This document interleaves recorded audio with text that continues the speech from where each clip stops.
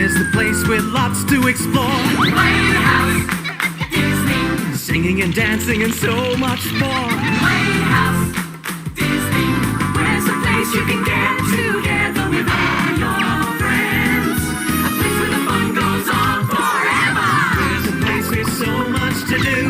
Playhouse Disney. Where we want to share it all with you. Playhouse Disney. Playhouse Disney. Playhouse Disney was a children's block from the 90s. It was one of the first channel blocks I remember watching. Thinking back on it, I forgot how relevant Playhouse Disney was to my childhood. Like, they had some pretty good shows. Tell me, how many of y'all remember this one?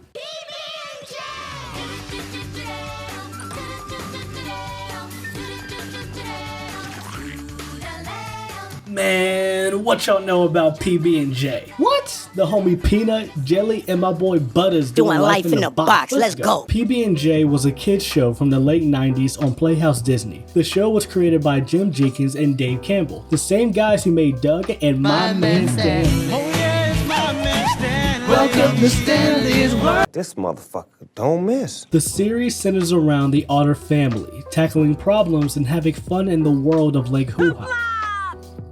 Lake Hoo-Ha. Lake Hoo-Ha.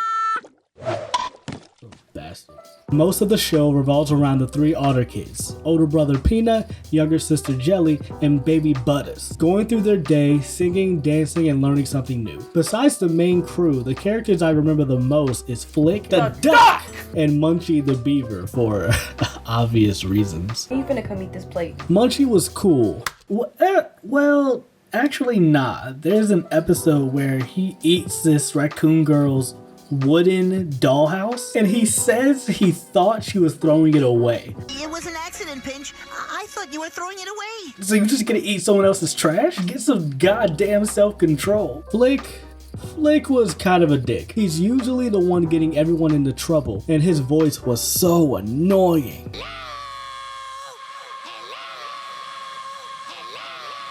You are so annoying! How do you not just punch yourself in the face? And since we're talking about characters, let me go on record to say that Opal and Ernest are black. These are facts, so you cannot change my mind. But yeah, I think what makes this show stand out from the rest is the heavy family/community vibes. The Otters do damn near everything together, and they know each other very well. And though the parents are there to be a voice of wisdom and guidance, but most of the time, they solve their own problems, either by taking the lesson they learned earlier in the episode, or by doing the noodle dance.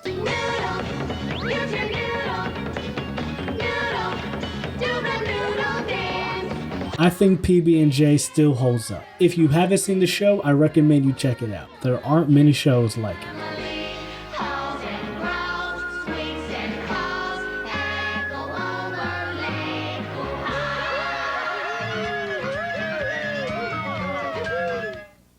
Bruh, who remembers Roly Poly Oly? A classic with another dope theme song. I love how he sings the word high. Way up high in the roly-poly sky. This show was kind of a pioneer of sorts. It was one of the earliest series that was fully animated in CG, and the first CG animated series for preschoolers. The show was simple. It was about Oli going on adventures and learning about life lessons. But honestly, that's the last thing I remember about the show. All I remember is his Elvis uncle. Oh man, I gotta start putting my things where they belong. That was such an odd choice. Like, why make him Elvis specifically? And I swear his dad is some kind of Jeff Goldblum parody. Up and at 'em, Ole.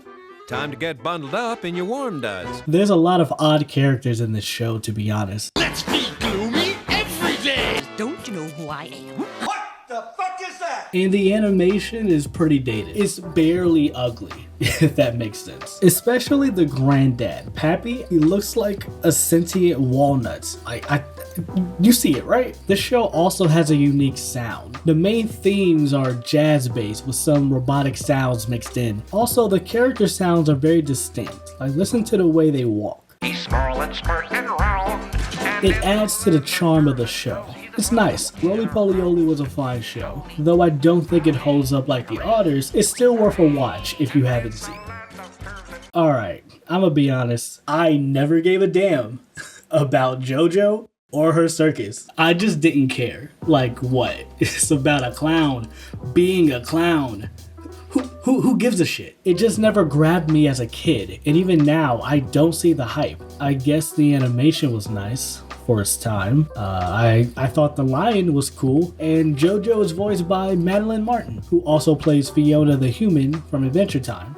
So that's cool, but yeah, the show just wasn't for me. But hey, you know what I would rather be watching? 3, 2, 1. We're going on a trip in our favorite rocket ship, zooming through the sky, little Einstein. Shout out to my man Quincy, holding it down since 05. The Little Einsteins were one of a kind. I don't remember any other show that incorporated music and adventures in a way that Einsteins did. Each episode there was a journey or mission that incorporated a celebrated piece of classical music, as well as a work of art and culture. Art by Henri Rousseau.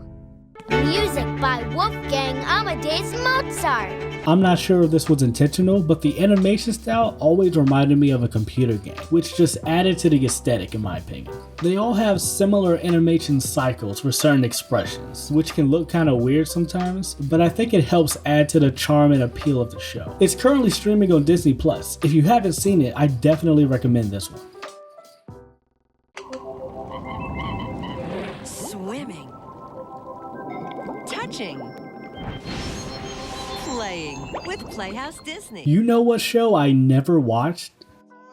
Madeline. I barely remember this show. I know I at least saw the movie. The show was produced by Dick, and it ran from 1993 to 2000. It's in that same realm of Charlie and Lola. Like, I know I've seen it, but I've never watched it, if that makes sense. So in Britain, you guys drive on the left side of the street? That sure is peculiar, huh? Well, at least our schools are not a shooting gallery, mate! From what I can gather, it's giving White Girl Paddington. Also, who is this kid in the red? I don't know what I was expecting him to sound like, but it wasn't this. Madeline, can you come over to work on our clubhouse today? Looking like little Farquaad. Let me know in the comments if you remember this show. And if you did, how'd you like it?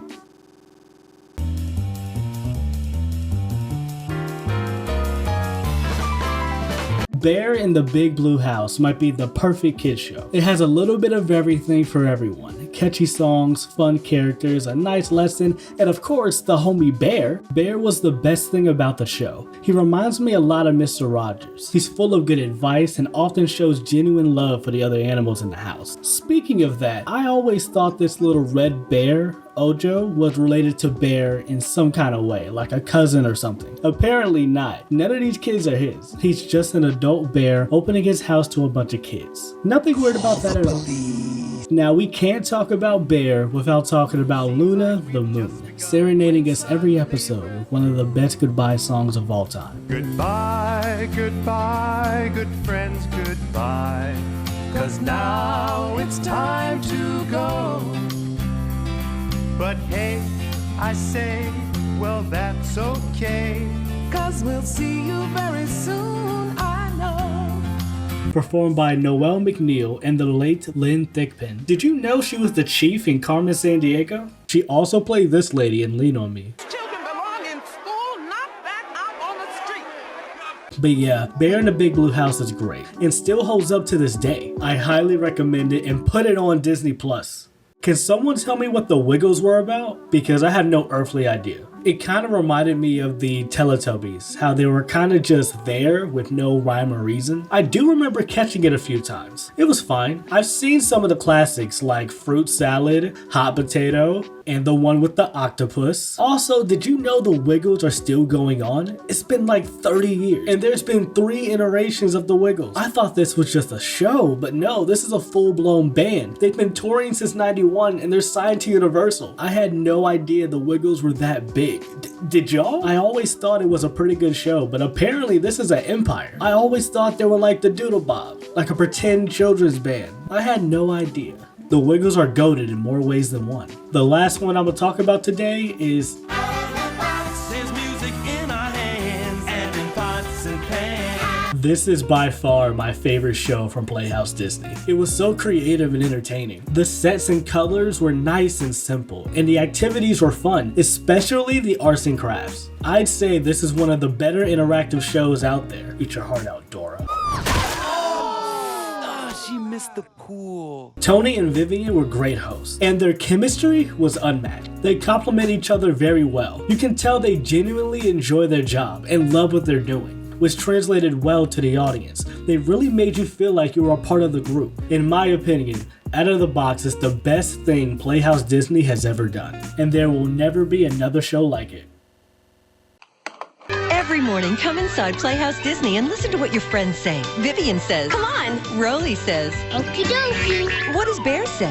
You smell so good. What about Pooh? Then there's Christopher Robin. Silly old bear. And Jelly Otter. Time for a noodle dance. And what does Henry the Gecko say? That's amazing. And Madeline? S'il vous plaît. Weekday mornings at 8:30, 7:30 Central, and weekend mornings at 6, 5 Central inside Playhouse Disney. You ready to sing goodbye? I am. Okay.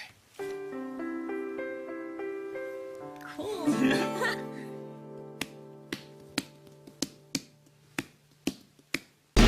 I always thought I was a seeing kid, but after revisiting these shows, I realized that Playhouse Disney played a bigger part in my childhood than I realized. One thing I believe all these shows in particular have in common was that they weren't too hand-holdy. What? What do you mean by that?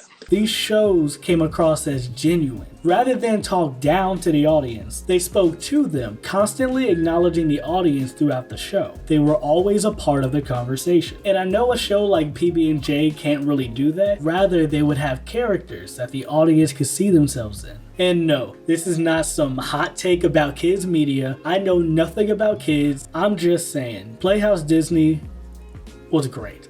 It gave me a bunch of dope shows and a lot of memories. Playhouse Disney wasn't the first to do it, but in my opinion, it was one of the best.